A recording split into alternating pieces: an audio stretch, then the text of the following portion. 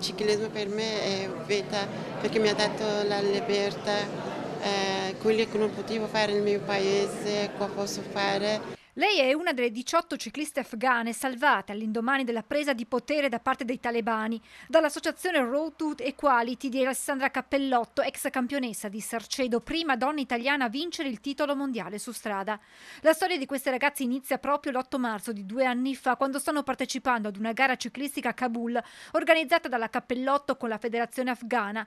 Pochi giorni dopo i talebani invadono la città. Le ragazze, proprio a causa della loro passione, sono in pericolo, da qui la fuga da sole verso l'Italia e il Veneto. In patria lasciano amici e familiari. Arriva da lontano, arriva da un contesto sociale, culturale e territoriale dove alla donna non vengono riconosciuti pari diritti, dove la parità di genere è un'utopia, e dove ad esempio, proprio per questo ho voluto queste cicliste, correre in bicicletta è già un problema. E loro però qui in terra veneta hanno trovato veramente una nuova casa, una nuova famiglia, hanno trovato accoglienza, hanno trovato supporto.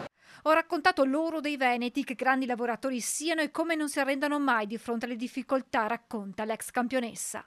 A loro ho sempre detto: ragazze, nulla viene dal caso, nulla ti viene regalato, bisogna darsi da fare, dovete parlare italiano, dovete lavorare e loro mi hanno veramente stupita perché fanno veramente tutto assieme. Le ragazze hanno imparato l'italiano, stanno frequentando dei corsi serali per prendere il diploma di terza media. Una ha anche iniziato l'università, ma nessuna di loro ha abbandonato la passione per la bicicletta. Stiamo preparando per fare Olimpiadi 2024, anche campionati in Asia.